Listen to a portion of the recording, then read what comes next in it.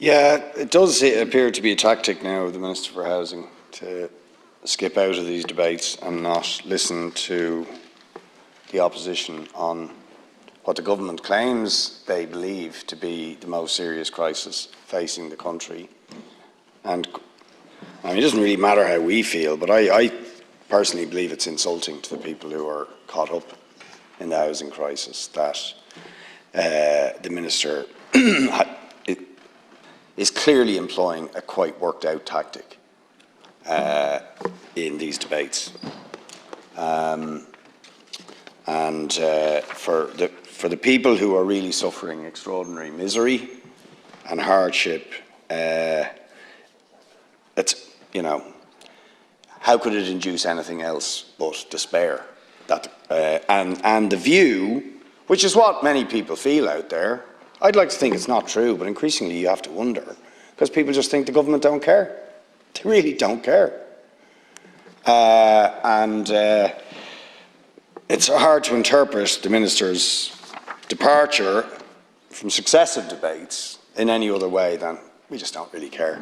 We're not that pushed about how people are suffering, and the fact that he spent the time he was in here essentially having a go at the opposition rather than dealing with the substantial issues that the motion, and thanks to Sinn Féin for bringing the motion forward, the issues that they are putting forward, and some of which we'll be putting forward again tomorrow morning with our eviction ban bill, it doesn't bode well, really, for the seriousness which the government takes this most serious of issues. I mean, this week I had to deal with, and this, by the way, one thing I think we should all consider, the number of elderly people who are now finding themselves in the most shocking situations is growing. Previously, certainly in my time of kind of dealing with the housing crisis, which has been pretty much the entire time I've been in this house, and before, it tended to be younger people or maybe people with particular difficulties. But there's an increasing prevalence now of elderly people, people who've worked all their lives, finding themselves in really, really shocking situations. So one couple who came in to me today, one of whom was working, the other whom had worked for many, many years, but because of a heart condition and diabetes, are now living in a storage cupboard, which can't go, the bed, they can just about get a bed into it, in shared accommodation where there's lots of other people living. One of them is 67, one of them is 63.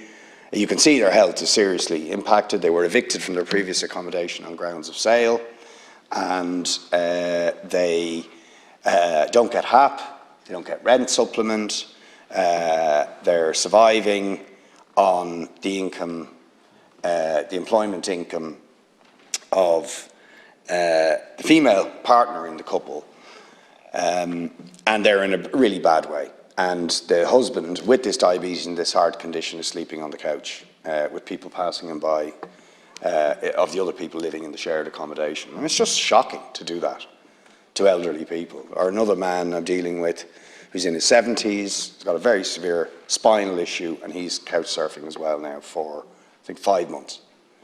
And we're still waiting for the council to process his medical priority application for housing. Then there's the couple who I've raised a number of occasions. There's a little bit of coverage, although they want to remain anonymous, so their identities haven't been revealed, that I accompanied to the district court on Friday, where their landlord, a landlord who, by the way, owns multiple properties, is evicting them from the house that they have lived literally all their lives with their 2 teenage children. But because they're a single income household, the husband is working, he's worked all his life for a semi-state company, but because he's over the threshold, they're not entitled to HAP and they're not entitled to social housing. And I have asked, the Sinn Féin motion's asked, several of the opposition have asked, and I've asked this successively, is the purchase of houses where people are threatened with homelessness, as this family are, the imminent prospect of homelessness, can we purchase those homes to prevent them being homeless? And we get vague answers I asked the Taoiseach today, he didn't even understand the question. He thought you probably could, because he didn't understand if you're over the threshold. There's complete lack of clarity, but the local authorities are telling us, if you're not on the social housing list, the tenanted situ scheme doesn't apply. That's what they're being told. Now, that needs to change, because that house is for sale. That's the only reason they're being evicted. And why would you not buy the house? And I heard the minister come out rubbish earlier on, said, oh, we could be paying €500,000 for the house. Well, this house is actually valued at $350,000, just to let them know. But secondly, they're paying $400,000 or $500,000 for Part 5 all the time. They're doing it all the time. So what are they talking about? This is just rubbish. How much rent are we going to charge? AHBs do this all the time. They borrow money and they set the rent, the cost rental, against 40 years to recover the cost of the house. And indeed, the state has the ability to spread that out even further.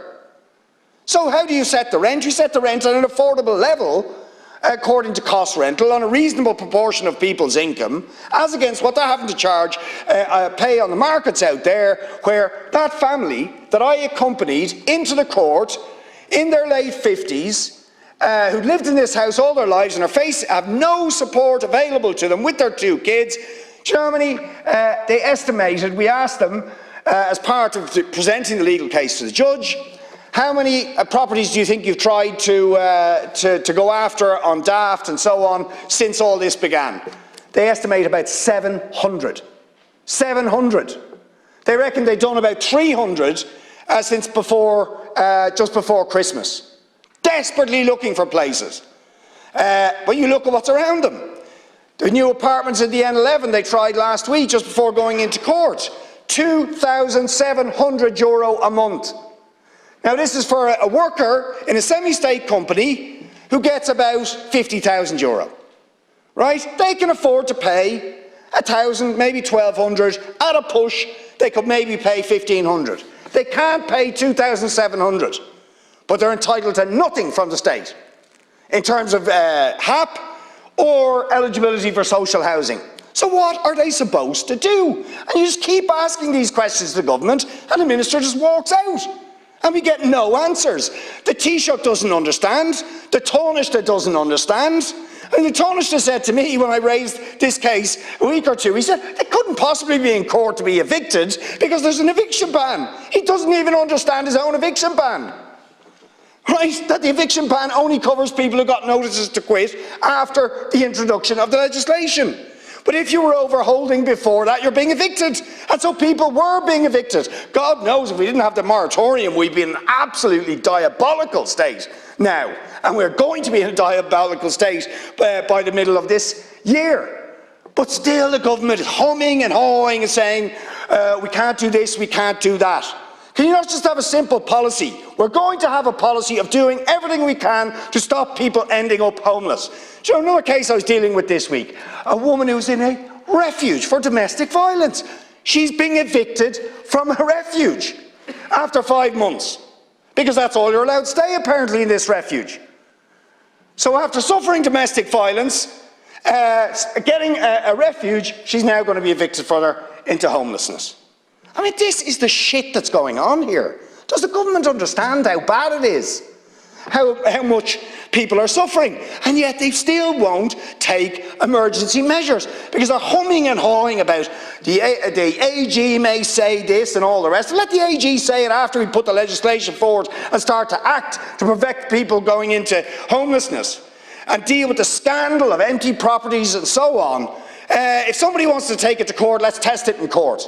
But let's do what's right, which is stop people ending up in these appalling situations. Stop the scandal of, all the figures show it, of land speculators sitting on tens of thousands of planning permissions and doing absolutely nothing with them because they're just watching their investment clock up, making money, flipping property, and just allow this to happen, and then the minister just walks out because he didn't really care about the suffering. That's the only conclusion you can draw.